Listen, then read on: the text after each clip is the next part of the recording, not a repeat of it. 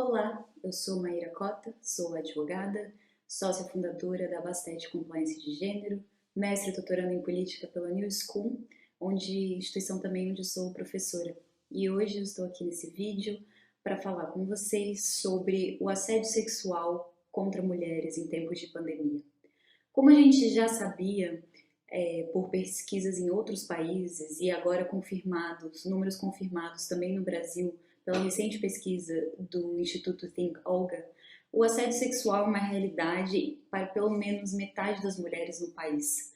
Metade das mulheres trabalhadoras do Brasil já foram vítimas de assédio sexual, sendo que dentre essas mulheres, menos de 1/3 denuncia por medo de retaliação no trabalho.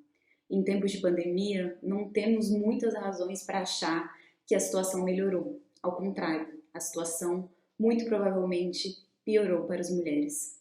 Especificamente em relação ao assédio sexual, que em sua expressiva maioria se manifesta em atos praticados por homens contra mulheres, a gente sabe que há muito espaço no mundo online para manutenção, reprodução e reinvenção de estratégias de constrangimento de agressão.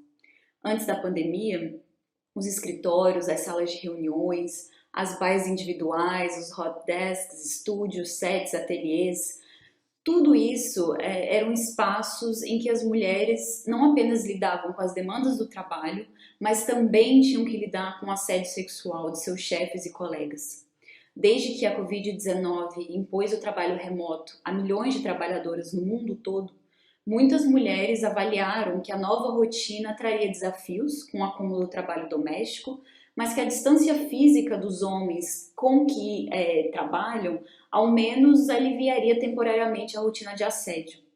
De fato, a rotina de trabalho remoto tem demandado ainda mais das mulheres dentro de casa, criando o que a gente agora costuma chamar de dupla jornada dupla para as mulheres trabalhadoras.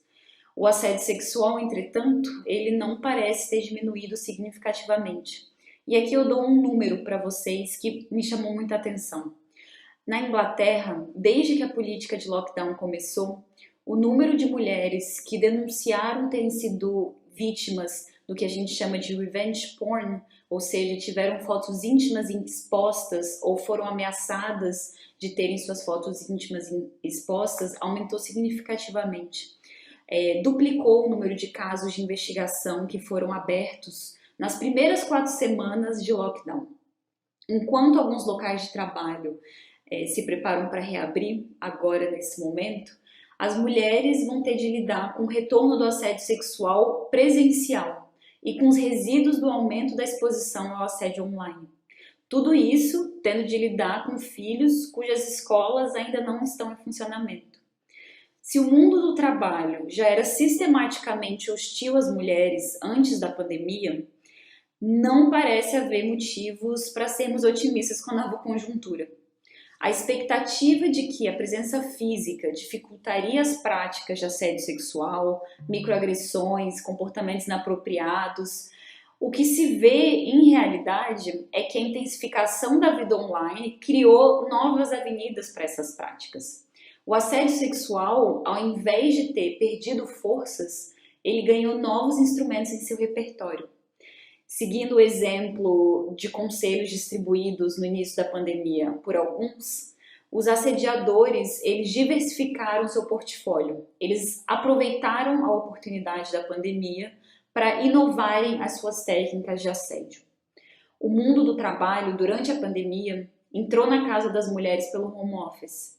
Em um mesmo metro quadrado, as mulheres passaram a ter de lidar com a reunião de equipe na tela do computador, com as mensagens inapropriadas do chefe no chat privado, com as piadas machistas dos colegas no grupo de conversa no celular e com um filho demandando atenção ao seu lado.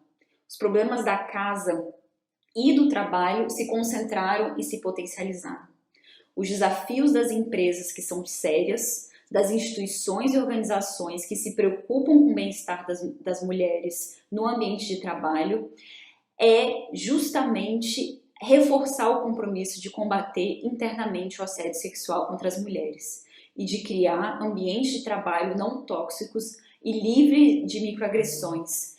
Esse desafio ficou ainda maior no pós-pandemia, porque vamos ter uma força de trabalho feminina voltando muito fragilizada, em condições ainda mais precárias, com um trabalho reprodutivo doméstico acumulado em suas mãos e com novos meios de se assediar, que agora também adentraram o mundo virtual. Então, esse nosso compromisso precisa ser reforçado. Temos ainda mais motivos para nos preocuparmos com as mulheres no local de trabalho.